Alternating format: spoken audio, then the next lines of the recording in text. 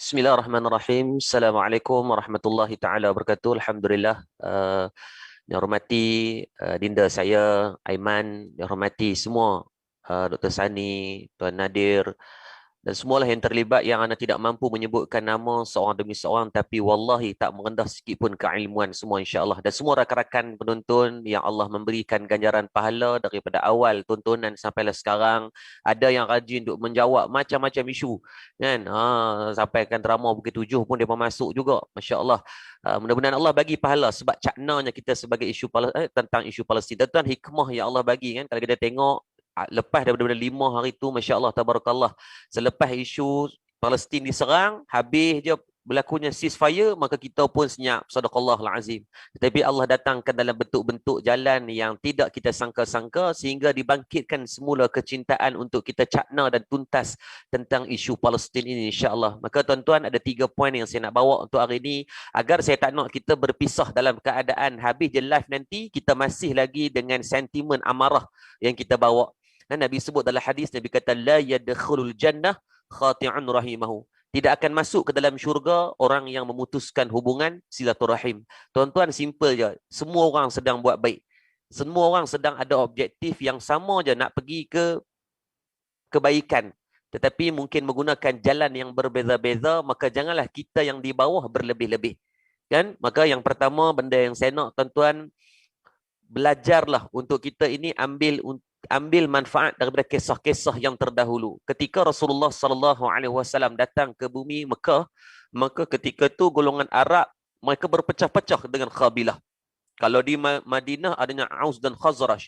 Kalau di Mekah tu tuan-tuan, ada berpuluh-puluh kabilah yang mereka ni akan bergaduh. Orang kena panggil berkelahi tuan-tuan. Sampai benda-benda yang kecil pun nak berkelahi, kalau orang kata ni mangkuk ayun lah. Sampai nak letak batu Hajarul Aswad pun bergaduh. Sehinggalah, nah di sinilah wujudnya kebijaksanaan Wesley baginda Nabi SAW mendamaikan keadaan tersebut.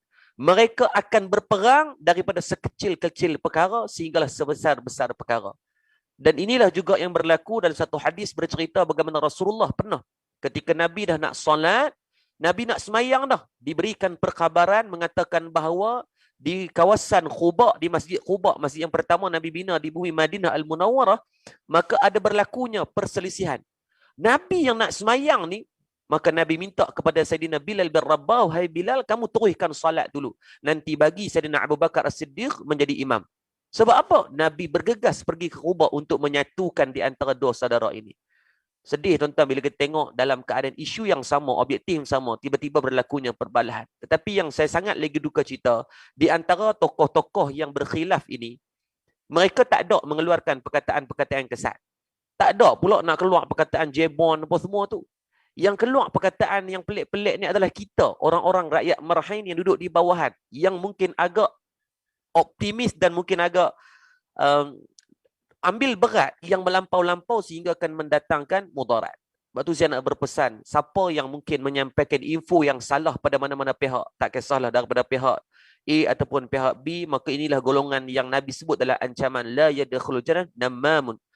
Tidak akan masuk ke dalam syurga golongan orang yang menjadi batu api. Duk bagi fakta-fakta yang tak betul dan sebagainya, maka benda-benda macam ni tolonglah ambil berat. Tuan-tuan, tidak menguntungkan mana-mana pihak apabila kita bergaduh. Kalau kita tengok bagaimana Allah memberikan ancaman juga kepada kita di antaranya dalam surah Al-Imran ayat 103. Kan? Allah menyebut kepada kita banyak dalam Al-Quran ni semua kisah-kisah tentang penyatuan. Allah kata, a'udzubillahi minasyaitonir rajim wa atasimu bihablillahi jami'an wa la tafarraqu, ila akhir ayat. Allah kata apa? Dan berpeganglah kamu semuanya dengan tali Allah, ini agama Allah, dan janganlah kamu bercerai-berai. Kan? Ni nak pecah-pecah pok-pok pula macam dengan Palestin tu ada banyak pula. Kan, Kok Kedah ada 1, Kuala Lumpur ada 2, lepas tu Kok Sungai Petani ada 6, Johor ada 4, tak apa. Tuan-tuan, Al-Quds itu hanya ada 1. Yang Allah sebut dalam surah Isra ayat yang pertama, subhanallazi asra bi'abdihi lailan minal masjidil haram ilal masjidil aqsa, itu ada 1 saja.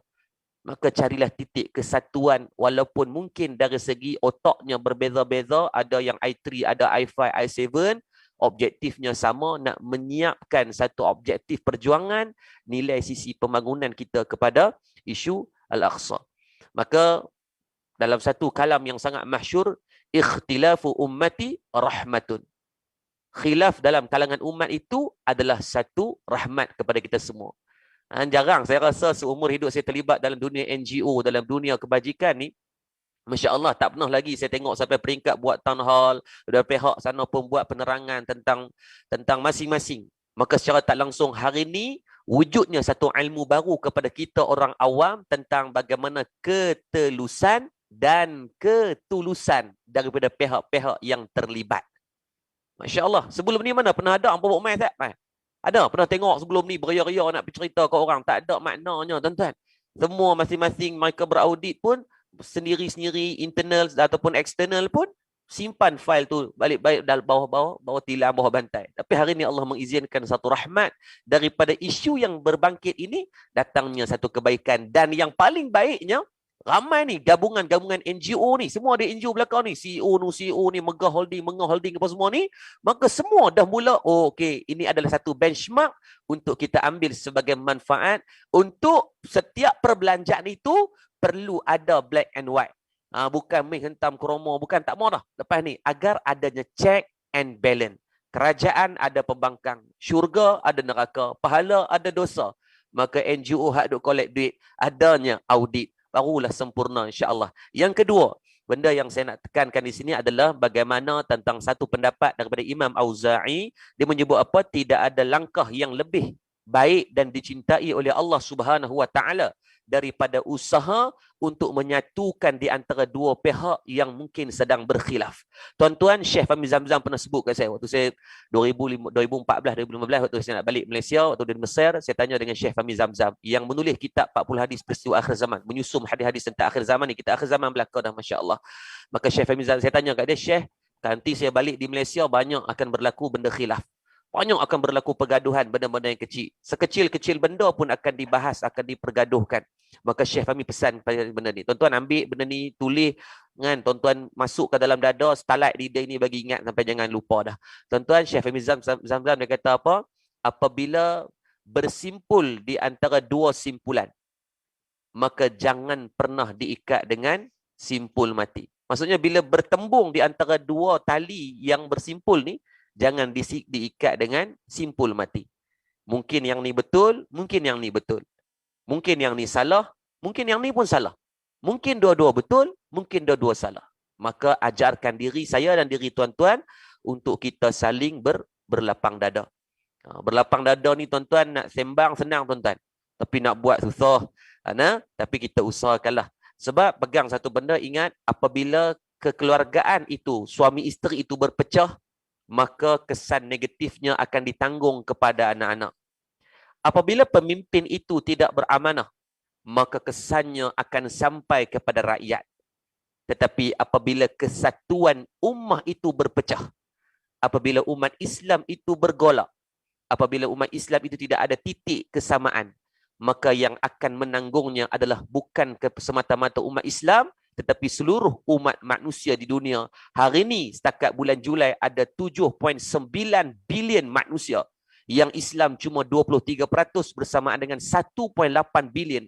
Maka menjadi tanggungjawab saya dan menjadi tanggungjawab tuan-tuan. Berdosa kita kalaulah kita hanya semata-mata fokus bergaduh jadi makcik bawang yang tidak diberikan allowance, yang tidak dapat apa-apa pun komitmen kebaikan dan pahala. Tiba-tiba bergaduh, masih ada 5 bilion orang yang belum mendapat kalimah la ilaha illallah.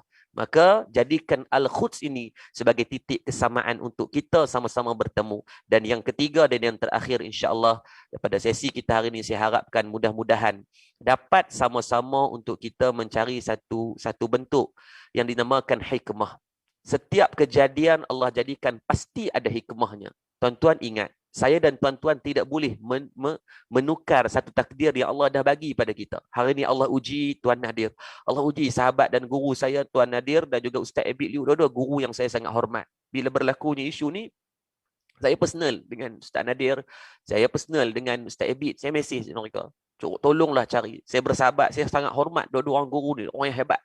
Kita anak-anak muda, kita baru nak belajar bagaimana Ustaz Abid Liu menginspirasikan tentang kebajikan. Bagaimana sahabat saya, Ustaz Nadir, mengajarkan kita tentang pengorbanan, meninggalkan keluarga dia di Malaysia.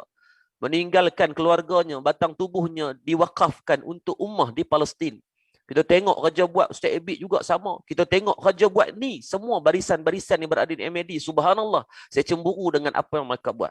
Maka jadikan kita memandang sudut hikmah apa yang Allah jadikan daripada kes ataupun khilaf yang sedang kita bincang ini. Mudah-mudahan malam ini malam yang terakhir agar esok tak ada dah untuk nak perli kawan tu, tibai kawan ni, kata kawan ni, tanya tentang kawan ni, tanya tentang kawan ni. Tak, tuan-tuan. Kalau kita tengok khilaf juga pernah berlaku ketika mana dalam pandangan hikmah yang kita tak tahu ni apa Allah nak bagi sekarang. Ketika berlakunya perang Khandaq. Ketika mana Salman Al-Farisi memberikan idea kepada Rasulullah untuk buat parit, tuan-tuan. Nak buat longkang.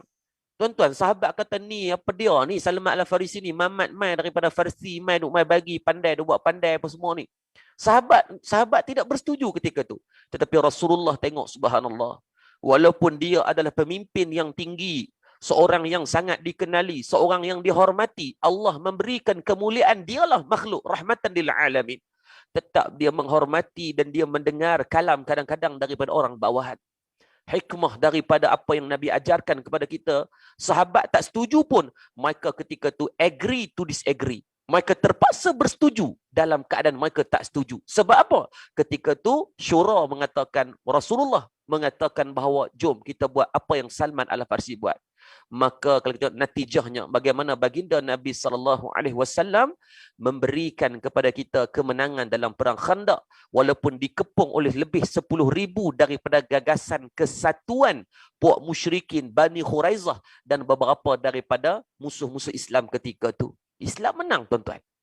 Kan kita duk buat hashtag koyak Palestin. Koyak Palestin, maaf, koyak Israel. Lah kita yang koyak. Tuan-tuan, saat lagi kalau nak bergaduh juga, tuan-tuan hashtag koyak to you too. Tuan-tuan, malu kita. Kan hari tu Israel, tuan-tuan, nak berak pun tak lawas. Sebab apa tu tengok ganas sangat makcik-makcik bawang dekat Malaysia ni. Hari ni tuan-tuan bertepuk tangan dia. Lah, senang sangat dia kata puak ni. Kan? Nak bagi berkeli mudah sungguh lah. Cak ayam sangat kita. Maka buanglah. Nah, untuk kita pastikan Al-Quds kita punya. Kamu penyokong A ke, kamu penyokong B ke, hak atas pagar, hak bawah pagar, hak menerap, semua sama-sama. Ambil isu yang sama. Bawa isu Palestin untuk isu yang kita jadikan sebagai paksi dalam kehidupan. Tuan-tuan, saya menutup kisah pada malam ni tentang satu kisah yang benar berlaku. Ada seorang makcik, dia datang, dia kata pasal hikmah ni, tuan-tuan. Dia datang, dia kata, Ustaz, makcik dia kata ada 4 orang anak. Dalam 4 orang anak, dia kata, Ustaz, 3 orang ni dia kata Allah Rabbi. Abang sulung, angah dengan alang ni Allah bagi kehebatan pada mereka ni waktu sekolah ni akhlaknya baik, mengaji cerdik. Kalau pi di sekolah ni tuan-tuan Allah izin subhanallah sentiasa akan dapat skor. Maksudnya sentiasa akan dapat nombor 1 kan, sentiasa akan dapat straight A. Masa seronok mak ni jadi bangga kalau pi sekolah sign buku rekod tu kembang pokok-pokok semangkuk ni. Seronok bila nak pi sign buku rekod anak. Tapi dia kata Ustaz, saya tak tahulah apa yang berlaku kepada anak saya yang bongsu. Ustaz, dia lain sangat daripada abang dan kakak. Sampai dia keluar istilah waktu dia kata apa, waktu dulu saya ingat, saya tersilap anak kot ambil, tertukar waktu kat hospital tu mungkin tersilap balang kot. Sebab lain sangat daripada genetik abang-abang dan kakak dia yang lain. Dia kata, Ustaz, abang-abang ni cerdik, yang adik ni, ya Allah, Rabbi, sel-sel otak tak bersambung. Bukan tekat kismis, tuan-tuan. Tong-tong kismis dah bagi makan dah. Tapi tak boleh juga, dia kata, Ustaz. Habis pergi bawa tok guru dah, mandi, kolah masjid, kolah apa segala benda. Tapi tak jadi, dia kata, Ustaz. Waktu tu saya sasa doa, ya Allah bagilah anak aku yang ni jadi macam abang dan kakak dia. Bagilah jadi macam abang dan kakak dia. Ya, tapi nanti waktu dia cerita tu dia kata apa Ustaz, alhamdulillah hari ni saya bersyukur Allah tak makbulkan doa saya. Saya terkejut, dia kata, dia ni maklum ni pil kuda ke yang ketum ni. Doa dia kata dia boleh seronok Allah tak makbulkan doa yang baik dia minta pada anak dia. Saya kata kenapa kata macam tu makcik? Dia kata Ustaz, saya syukur sangat Allah tak makbulkan doa. Sebab dia kata anak saya yang sulung hari ni jadi pengarah hospital. Yang kedua jadi engineer. Yang ketiga kerja di luar negara outstation sebagai businessman. Yang keempat ni walaupun dia bodoh Ustaz. Dia tak pandai waktu sekolah. SPM pun tak lepas Ustaz. Tetapi hari ni Ustaz, orang yang bodoh itulah setiap malam, setiap pagi, setiap petang, dialah yang akan duduk bersama dengan saya. Yang jaga makan, minum, pakai saya. Berak, kencing saya. Dialah tempat saya merajuk, tempat saya rujuk, tempat saya bercakap, tempat saya bersembang. Hari ni dah bertahun kakak dengan abang tak boleh balik sebab isu rentas negeri dan sebagainya. Tetapi anak yang bodoh dulu inilah hari ni duduk dengan saya Ustaz. Mereka anak-anak yang lebih. Call saya tak berhenti. Tetapi ada juga yang Allah bagi percaturan yang di luar daripada batas pemikiran kita. Bayangkan kalau Allah bagi kepada empat-empat orang anak ni cerdik belaka. Cerdik belaka tu macam Aiman, macam Dr. Sani. Tuan-tuan bayangkan hidup mereka untuk ummah. Kan? Nadir, Ustaz Abid Liu, siapalah Kepris kau, Keprus kau, tak kira siapa tu ni. Allah bagi kecerdikan macam tu tuan-tuan. Habis kat rumah kita kesong, cerah, tak ada apa. Tinggal dinding, kita dengan laki kita dengan suami kita. Sampai cemui tengok muka. Kan? Sebab apa? Anak-anak semua berjaya, tak ada. Maka setiap yang Allah aturkan itu ada hikmah. Saya yakin. Daripada khilaf yang Allah bagi kepada kita ini satu rahmat. Kepada semua yang diuji, termasuk netizen-netizen. Nah, di saat saya bercakap pun tuan-tuan masih boleh tulis benda-benda hak merapu kira hampa tera. Kan? Maka jadikan sebagai khilaf ini rahmat, jangan menjadikan ruangan untuk kita mencetak dosa. Mudah-mudahan Allah memberikan kebaikan dan manfaat. Dan saya doakan secara khusus kepada semua yang terlibat secara langsung atau tak langsung, dan semua rakan-rakan yang mungkin sedang menonton di Facebook, yang sedang menonton nanti di mana-mana platform. Boleh tak saya minta kita sama-sama stop menulis benda-benda yang tak elok. Kita saling memaafkan. Tak kisah siapa betul, siapa salah. Yang pertama, saya minta maaf dulu. Kalaulah mungkin sepanjang penglibatan saya dan sebagainya, saya buat salah, saya minta maaf. Saya tidak malu untuk saya minta maaf. Kalau salah-salah, saya takut tak boleh masuk syurga dengan sahabat isu Palestin. Patutnya sokong Palestin ni, patutnya benda yang baik pada pemendaharaan kebaikan tu. Faman ya'mal misqal dzarratin khairan yarah. Tapi sebabkan pergaduhan yang kita sombong dan ego, maka membuatkan bimbang-bimbang menjadi syarran yarah, daripada catatan keburukan dalam buku amalan kita. Jadi jom kita saling memaafkan. Kita ada 15,000 orang lebih yang sedang menonton. Apalah salahnya kalau tuan-tuan dan saya saling menulis perkataan kita saling memaafkan, kita saling berlapang dada. Pegang ni, Nabi kata, ana inda zanni abdi bi. Aku di atas sangkaan hamba-Ku. Allah atas sangkaan kita. Kita duk marah tuan, malam ni tidur tengok meninggal. Tercekik tulang ayam ke apa, meninggal malam ni. Maka meninggallah kita dalam kemarahan. Meninggallah kita sebagai seorang penyokong daripada side A ataupun penyokong kepada side B. Padahal ahli syurga belaka semua. Tapi sebabkan itu menjadi hisab kita lama. Jadi jom kita saling memaafkan. Nah, kita pastikan raya baru habis kemarin. Kan? Tiba-tiba hari ni buat panggil huduh dah. Duk bergaduh sama-sama kita. Sesama Islam pula tu. Ke ada orang Yahudi? Cuba angkat sikit mana Yahudi Zodi. Seorang dua dalam ni yang boleh cakap Melayu. Tak ada tuan-tuan. Malu kita sebagai orang Islam. Tuan-tuan cek IC kita sekarang, tulis siap Islam. Maka jom kita berdamai. Mengambil satu daripada apa yang Nabi selalu buat.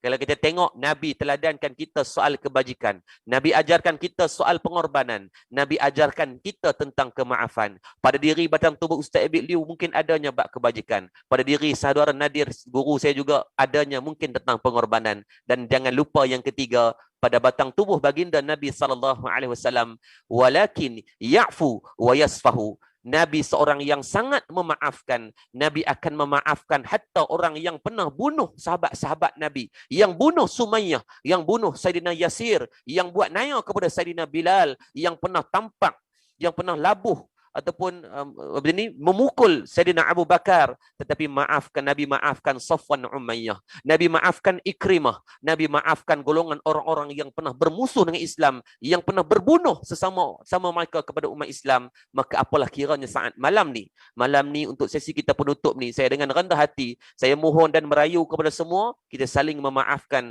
Mudah-mudahan Allah memberikan 2 jam tuan-tuan duk menganga depan phone, depan televisyen ni, Allah bagi kebaikan dunia dan akhirat insya-Allah. Saya yakin yang semua orang berhajat kepada benda yang baik, dan insya-Allah tidak ada satu pun kepentingan. Penglibatan saya mewakili Murtada Dakwah Center ke dalam MAD pun di atas kita nak sumbang walaupun dengan kadar yang sedikit. Nak korban diri tak mampu kita cak ayam, maka korbanlah dengan apa yang kita mampu. Jangan korbankan diri dan tangan kita menulis benda-benda yang haram. Jadi jom saling memaafkan, berlapang dada. Mudah-mudahan Allah memberikan kebaikan kepada semua. Tuan-tuan, ni bukan ceramah tuan-tuan. Yang ni sesi penutup saja. Jadi minta maaf mengambil masa yang banyak. Mudah-mudahan ada kebaikan untuk pertemuan kita pada malam ni. Jadi insya-Allah.